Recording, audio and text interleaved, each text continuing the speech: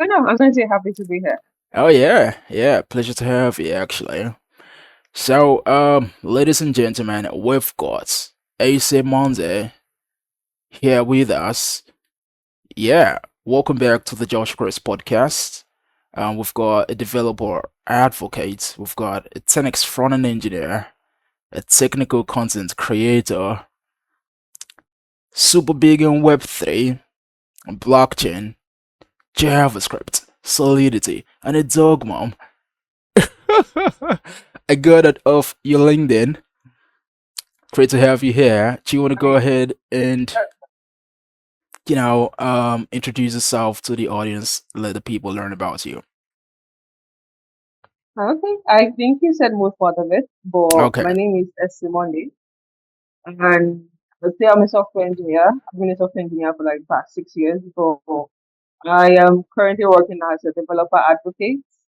Um, I currently work with Web3 as an ambassador, and basically, what being a developer advocate is making the developer journey or developer experience when using the Web3 library a bliss or a pleasant experience. yeah. So I think you really said most about me. Yeah.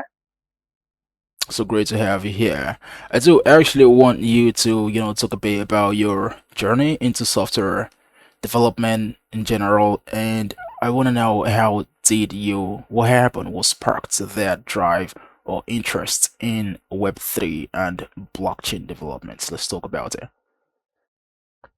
Okay. So I started developing in 2019. I Okay, initially studied petroleum engineering, but during my IT period, I had the opportunity to actually carry out my internship in an IT company. So I did front end development as an intern for like 6 months. Then COVID-19 hit. So the whole of 2020, I could not go back to school. And like I had a whole year to myself. oh So in yeah, that whole year, I taught myself JavaScript and I taught myself Python as well because I needed Python when I go back to school.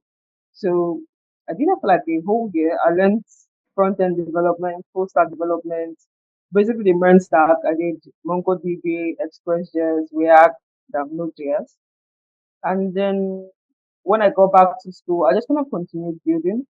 Then immediately after school, because I already had some experience, I was able to get the job like instantly as a front end it's engineer nice. for a company, QoS.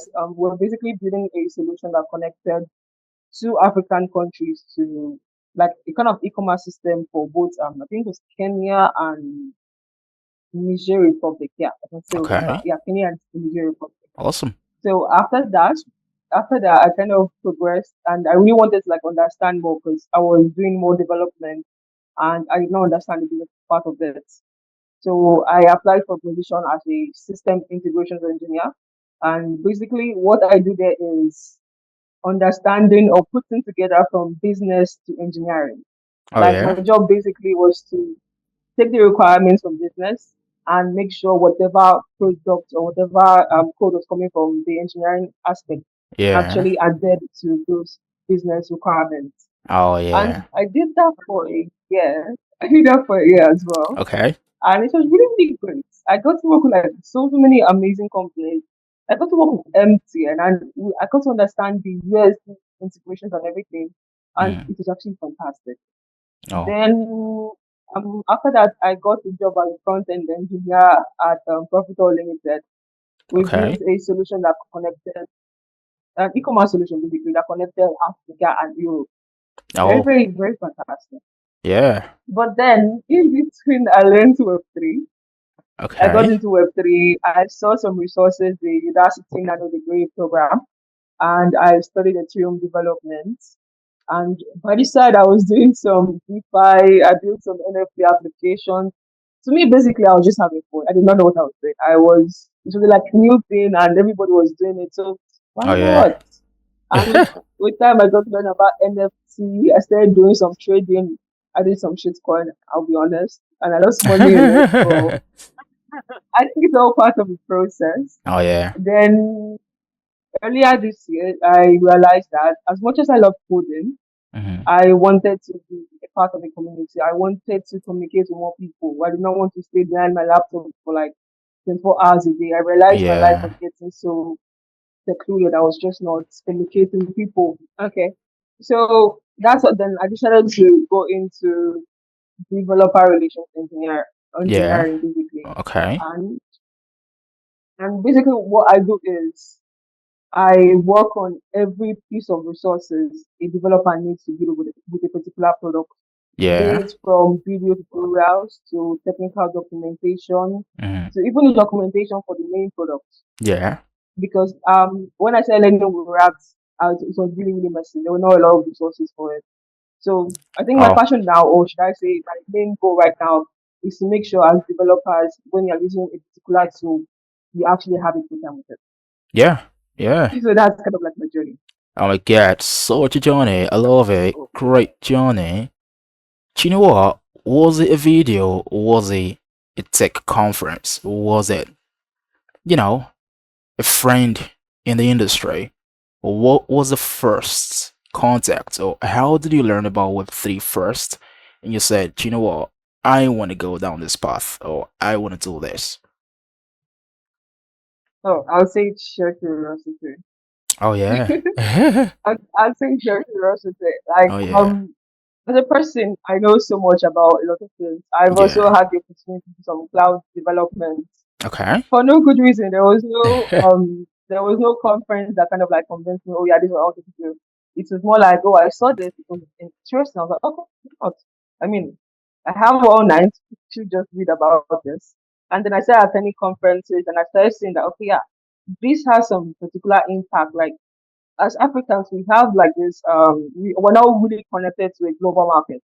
Mm. But with the Web3 solutions, it kind of gives us a chance at it. It gives us cross-border payment. It gives us like I don't know how to put it, but there's an opportunity there. That's why I actually stuck with three. All right. So, what does being a developer, advocate mean to you, and how does it influence your perspective on the tech community? Um, I would say being a developer advocate for me is about community. Yeah. Yeah, I'll say it's about community. So, um, being a developer advocate, I used to be very, very secluded. I used to spend too much time alone, Oh and yeah. I wanted to connect to a lot of people on a Yeah. global scale. So, what better way to connect with people than people that I can understand? I mean, I've been a That's developer right. for the past 6 years. So why not connect to more developers? And then I understand their pain points. Dealing with a particular software you're not so familiar with can be really, really frustrating. So why Mm-hmm. don't I make that experience? So that's kind of like my dream. Whenever I talk to a developer using the Web3 JS product, I always ask them, okay, yeah, what are the issues you're having on your end? Tell me Yeah. about it. And then from there, I kind of like know how to fine tune whatever I'm working with or know what kind of tutorials I need to put out or basically the gray areas that I might be missing out. Yeah. Nice. Nice. All right. Let's talk about common misconceptions about Web3 and blockchain that you encounter in the tech community. So that it's very complex. That it's very complex and it has no credibility or security.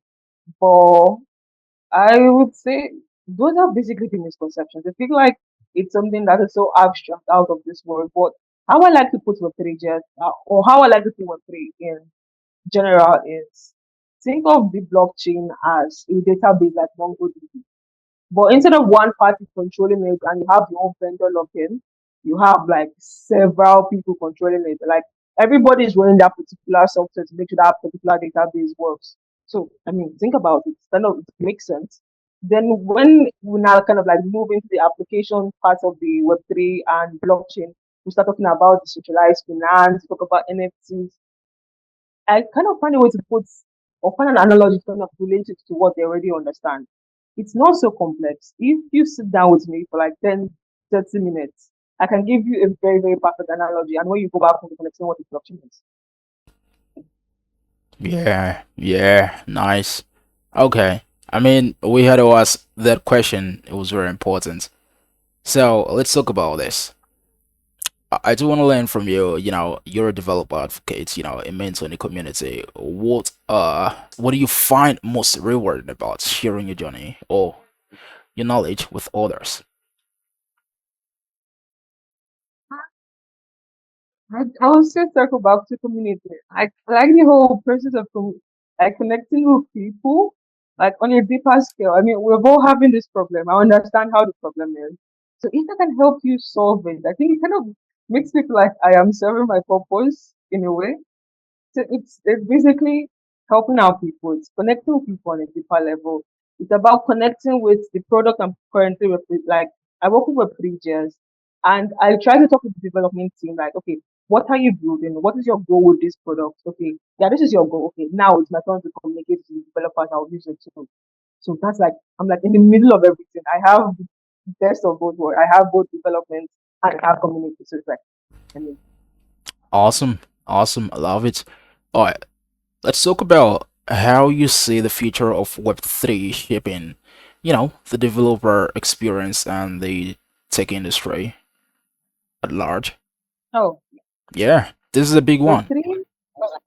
Very, very big one. There are like so many factors to put into consideration. Okay. And okay, so the future of Web3. So the major use case of Web3 is actually decentralized finance. And I will come from the African perspective, then I will come from a global perspective. So for the African perspective, prior to the invention of Web3, if we needed to do some form of trading or some form of e-commerce trading in between like Europe and Asia, we would need to like create some form of bank procedures, and that bank procedures will take you months. Like it would literally take you months, and then the forms you would have to fill, the people you would have to bring as guarantors, and to me it did not make sense. It felt like everybody was fragmented when we're literally just people but different colors. So the future of Web3 basically is, should I say, union of all the continents. It allows us to trade freely. Then on a global scale, it kind of brings us together. We have so many conferences around the world where we just sit down and do some, okay, yeah, we are all looking for the solution. So why don't we build it? I mean, let's sit down, let's think about the infrastructure, let's build it. Then the future is, it's unimaginable. And I think one of the recent solutions that is currently in development is something called chain abstraction. Okay. Currently Web3 we have kind of like a user experience problem in the sense that if I wanted to transfer, say, Ethereum to you, you would have to specify what blockchain you want it on.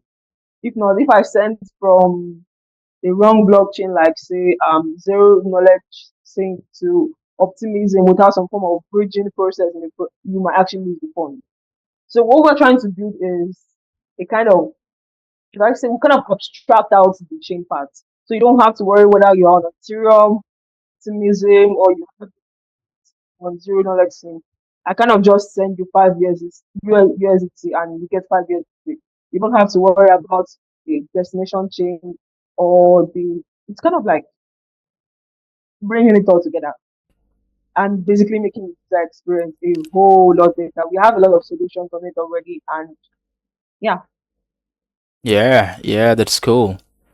This is cool. I wanted to, probably say some things when you mention decentralized finance, but maybe that's gonna be for another day, because come to think on it. Well, that's why we've got Web3, because right now almost everything is centralized, right? And people yeah. have, you know, they're used to that centralization, do you understand? And why do they open bank accounts? And, well, that's probably gonna be for another day. Um, okay. Let's talk about a developer, who's probably in the space right now. What would you say would be the essential skills for this person to actually thrive in the Web3 space? Probably a beginner or something like that. And probably I do not know if I've got another question for you later on to actually advise someone who doesn't know anything about it, how they should actually start. But right now, let's talk about a beginner developer. What are the essential skills for them to thrive in this space? Okay. So I think first thing you have to work on is your mindset. It feels very cliche, but first thing you have to work on is your mindset. Like when you asked me what pushed me into Web3, I told you curiosity. So curiosity is what makes you grow. You have to be willing to read. There's a lot. So you actually have to have that genuine interest to understanding what the blockchain is. So fix your mindset. Then, if you want to now get down into the technical aspect of things, you need to understand what the blockchain is. You need to understand consensus mechanism. Basically, there's a whole roadmap for it. And then, as a beginner developer, you also have to now consider your tech stack. You also need to consider your tech stack. So, majority of the Web3 solutions that we have right now, they always try to like kind of create SDKs for the different programming languages. We have SDKs for React.js, we have SDKs for PHP, we even have SDKs for what do they call this? For gaming as well. We also have for gaming as well. So Okay.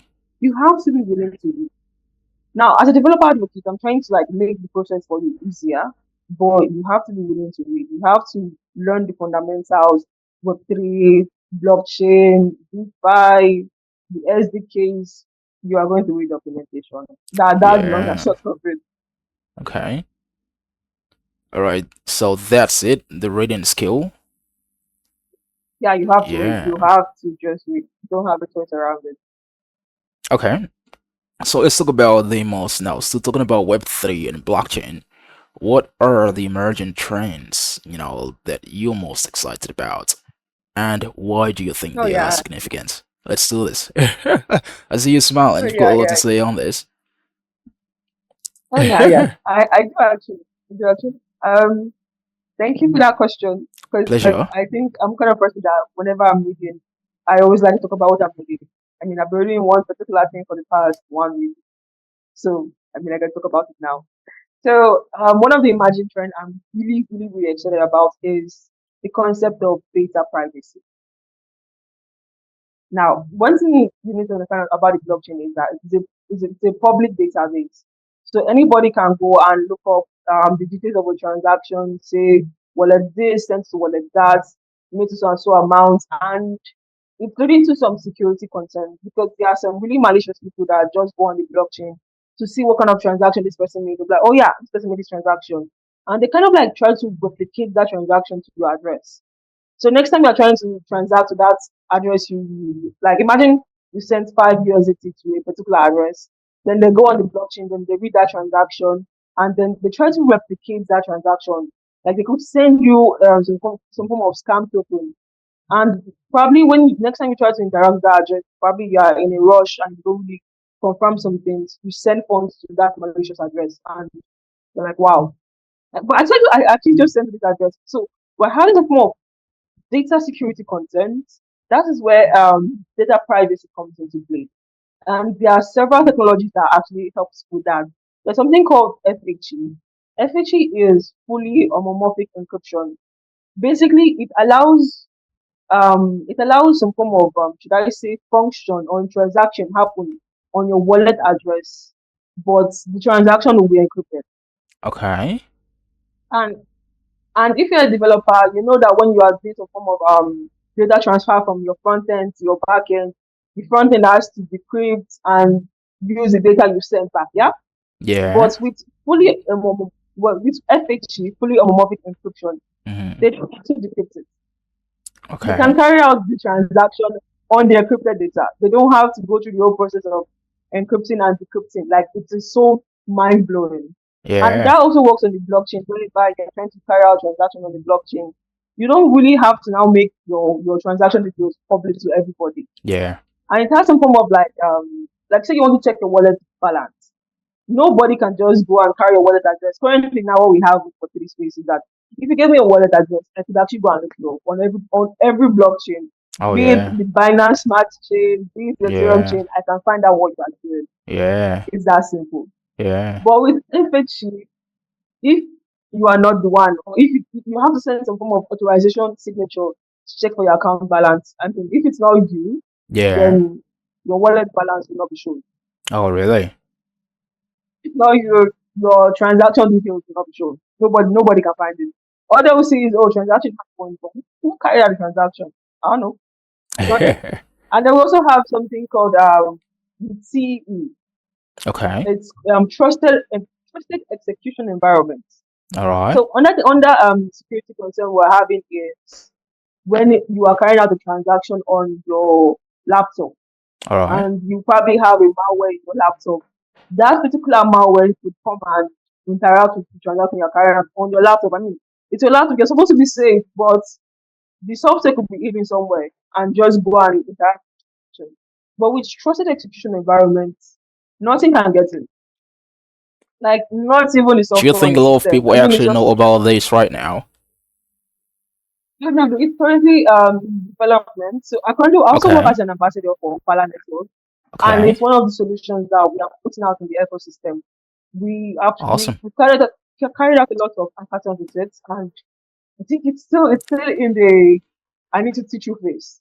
It's All still right. no one, Oh, not so many people know about it. got it, got it. Okay, that's really beautiful. All right. I mean, did you finish your thoughts on that? Did you want to say a few more Oh things? yeah, yeah. Okay.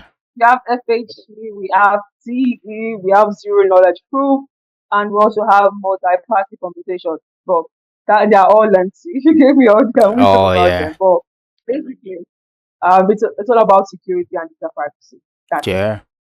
That's really cool. That's really cool. All right. I mean, talking about that, let's talk about driving innovation in the Web3 space. What would you say about the importance of open source collaboration? So, everything was built on open source. The Web3 ecosystem was built on open source. Yeah. It's the backbone of everything. Hmm. Honestly, it's the backbone of everything.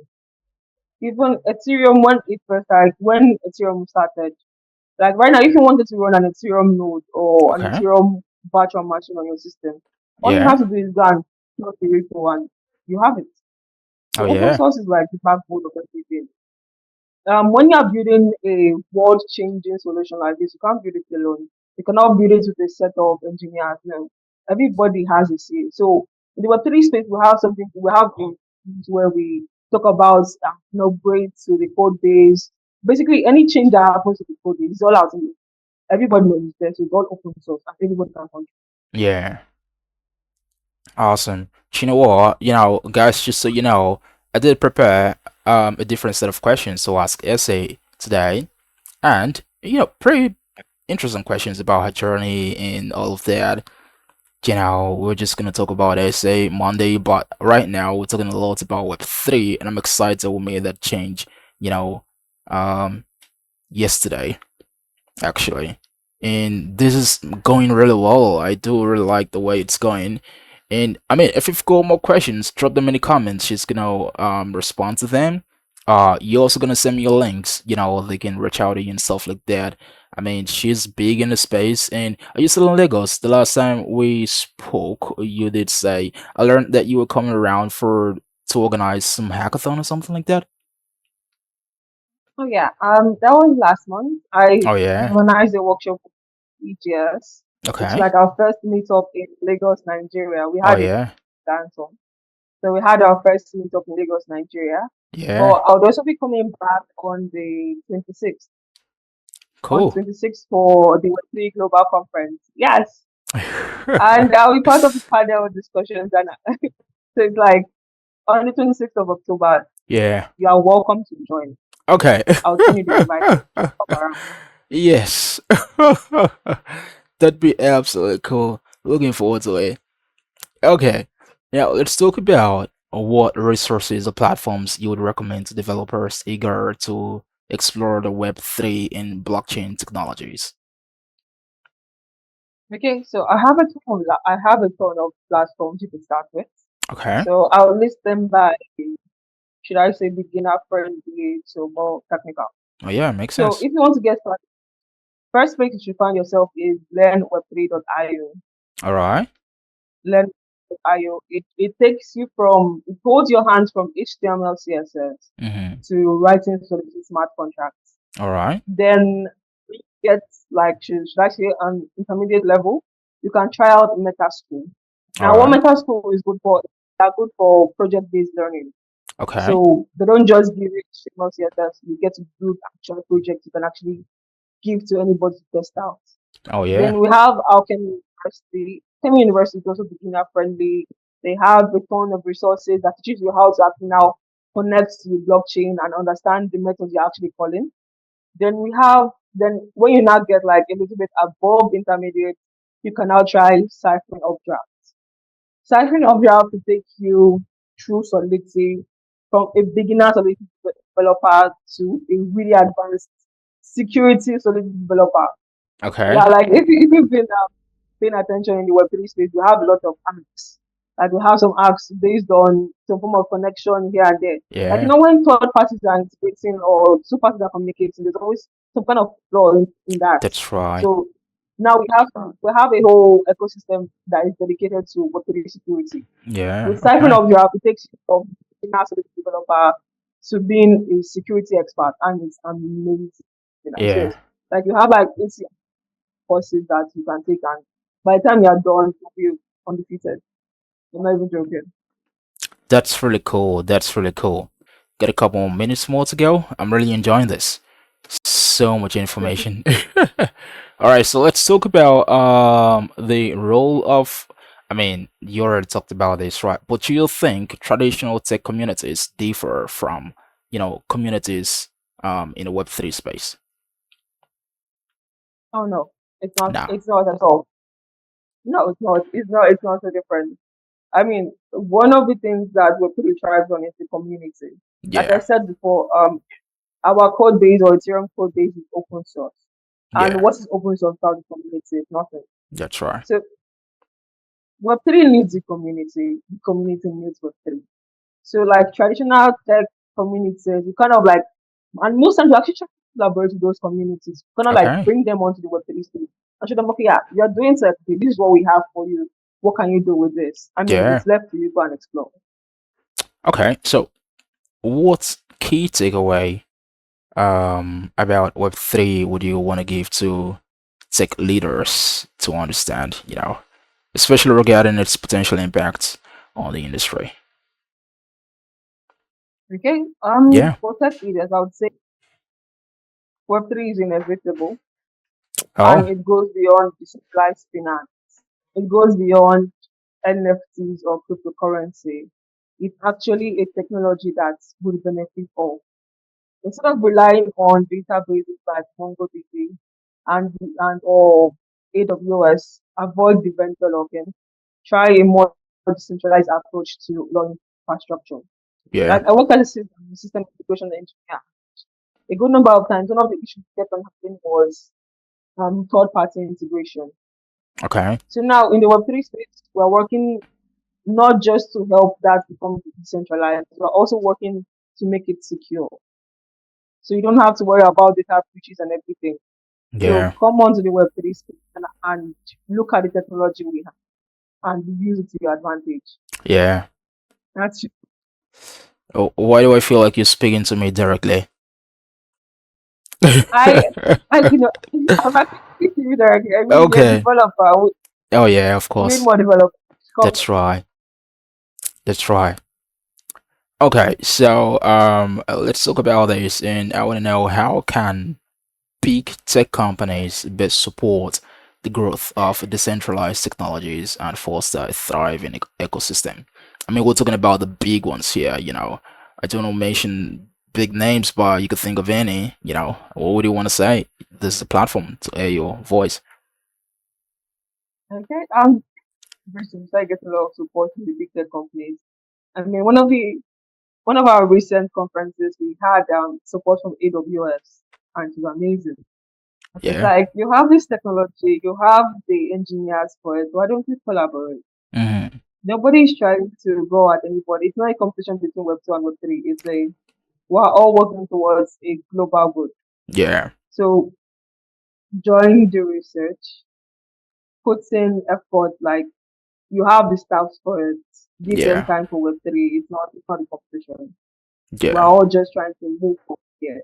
And we also get so many advantages. Like Web 3 is bringing all the continents together. So you get like massive users. You have a lot of users in your product. So collaboration is what I'm about.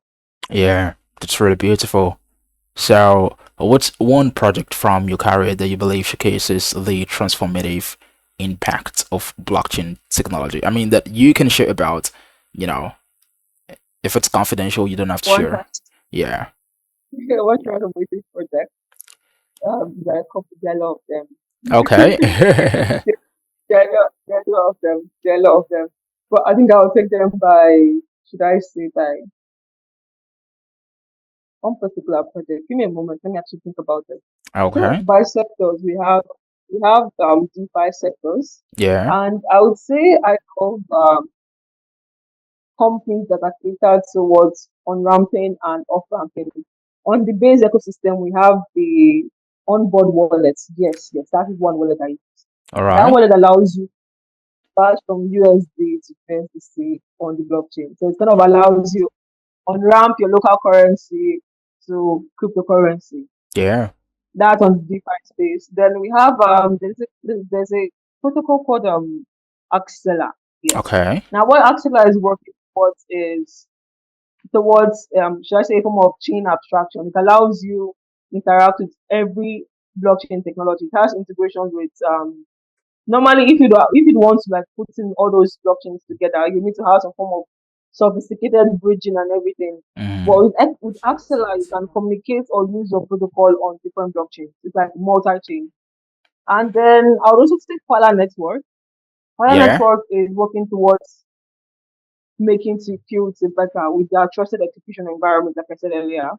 We are trying to make sure whatever transaction you are carrying out, even if it's on your system, it is completely secure. Yeah. And that's on security. But oh yeah, I also have one extra one on open source. It's called the Open Source FHA Community. They're on Okay. Twitter as well. And their focus basically is on making this security fully homomorphic encryption solution open Yeah. source so everybody knows what we need some form of, should I say, some form of exposure on that, so they make it open source so everybody can contribute. Yeah. Yeah, I think that's basically from the top of my head. Yeah. So, what advice would you give to someone just starting their journey in Web3 development, and where do you see yourself in the next few years? Okay, for someone just starting in the Web3 development, or you're just going into the Web3 ecosystem, I would say you read, you learn a technology that makes you work, and then there are a lot of ecosystems that you could bounce around in. But a jack of all trade, master of none, but still better than a master of one. Yeah. So six like a couple of 1 to 3 ecosystems, learn how they work, like learn how the technology behind it works, and become a master at it. That's how you stand out. So it's a Yeah. whole journey, but you get there. Yeah. Then where I see myself in 5, 10 years, currently I work as a developer, and I think recently I've been looking more into the business aspect of it. Oh I've been doing some yeah. form of business development. So where I see myself is basically helping the business community in Africa connect to the rest of the world. Yeah. As a developer, I'm making developers here and I'm helping their developer experience. But in the long term, I want to help like the business aspect of it, like the connecting with the extra, the connecting with the world. Like that's just it for me. And Yeah. I'd also go and get my graduate degree, and I'll majorly be focusing on the global market, basically international global market. So Yeah. that's like my plan next 5, 10 years. That's great. I'm gonna be on the lookout. And guys, if you wanna learn more, or reach out to Ese Monday, her links are gonna be in the description. So go there and check her out. You're gonna send me all your links, that you want me to put in the description. Yeah, And yeah, yeah, it's well, been absolutely lovely. I do want to say thank you to you. Thank you for doing this, and I really enjoyed our conversation. It was really beautiful. Thank you again. Probably next time we could have another episode together. What do you say? yes, yes, definitely. Thank you so much. Thank you Do you too. want to tell them to like and subscribe? Oh yeah, please like and subscribe. Yeah, I I'm actually enjoying this, and if you actually enjoyed this, to you, there are a lot of amazing sessions. Like, subscribe, listen to the past sessions, and I don't know, continue yeah. building. All right. We'll see you on the next episode. Bye. Yeah.